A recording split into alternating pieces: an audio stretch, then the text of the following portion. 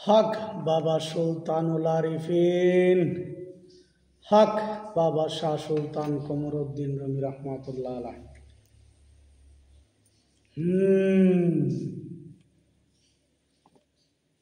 মাওলা আলী মুশকিল কুশা হায়দার আলী জুলফিকার আলী আলাইহিস সালাম আজহু মা ফাতেমা হাসান ও হুসেন পাঞ্জাতনের শাহানশাহে দরবারে লাখ কোটি সেজদা।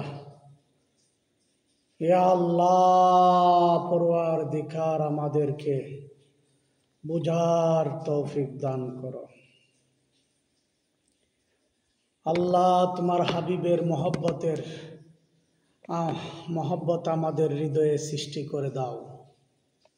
আল্লাহ, আমাদের আমিত্বকে দূর করে দাও। আল্লাহ, আমাদের আমিত্বকে দূর করে দাও। মানুষ পশুতে পরিণত হয় এই আমিত্বের কারণে, লোভের কারণে। মানুষের যে করণীয়, সেই করণীয় থেকে দূরে সরে যায়। পশু, হিংস্র প্রাণী দূরে সরে যায় মানুষকে দেখলে,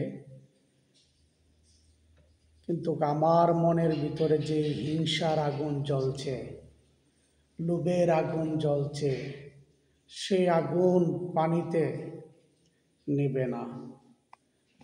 এই আগুন নিবাতে হলে একমাত্র মুর্শিদের পায়রবি করে এই লোভের আগুন থেকে নিজেকে সেভ করা সম্ভব। আর না হয়তো এই লোভ যখন থাকবে তখন আর শয়তানকে দোষ দেওয়া লাভ হবে না, আপনি নিজেই শয়তানের কাজ করতেছেন। প্রতিটি মানুষের জানা উচিত যে নিজের নাফসকে পরিশুদ্ধ করতে পারলেই সব কিছু পরিশুদ্ধ হবে। আমরা যতই জানি, যতই বুঝি, যতই নেক আমল করি, কোনো কাজ হবে না যদি হিংসা বা লোভ, আমিত্ব থাকে। এই হিংসা লোভ সরায়া আপনাকে পবিত্র করতে হবে। নিজের দেহকে আপন আপন মুর্শিদের নেক বরকতে নিজেকে পরিশুদ্ধ করতে হবে।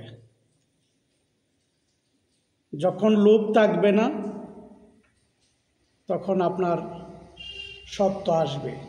সত্য যখন আসবে, সমাজ আপনার শত্রু হবে।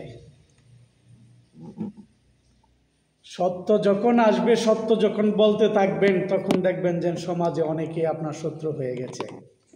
কেননা নবী রাসূলরা সত্য বলতো। আল্লাহর রাসূল কোনোদিন কাউকে ক্ষতি করার চেষ্টা করছে না, কিন্তু সত্য বলার কারণে দয়াল নবীকে কত কষ্ট দিয়েছে আপন আপন লোকগুলা। এমন কষ্ট দিয়েছে, লাস্ট আপনার মক্কা থেকে বের করে দেওয়া হয়েছে শুধু সত্যের কারণে। উনি কারো জায়গা দখল করে নাই, কেউ টাকা নিয়ে অস্বীকার করেন নাই। শুধু সত্য, আল্লাহর সত্যকে প্রচার করার কারণে শত শত নবীকে অপমান অপদস্থ হইতে হইছে সত্য বলার কারণে। আপনি যখন নিজের আমিত্বকে দূর করে দিতে পারবেন, তখন সত্য আসবে, দেখবেন যে আপনার উপরে আল্লাহর রহমত আয়সা বর্তে থাকবে। আর আপনাকে সমাজের কিছু লোক আছে, কাছের কিছু লোক আছে, তারা আপনাকে দেখতে পারবে না, কারণ আপনি সত্য বললেই আপনাকে দেখতে পারবে না।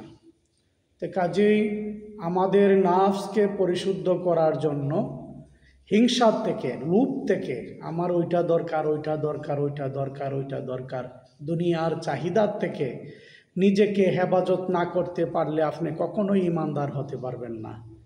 নামাজ আদায় করে, হজ আদায় করে, কুরবানি আদায় করে, ফরজ রোজা আদায় করে শরীয়তের 130 ফরজ আদায় করে আপনার ওইগুলা আল্লাহওয়ালা হতে পারবেন না।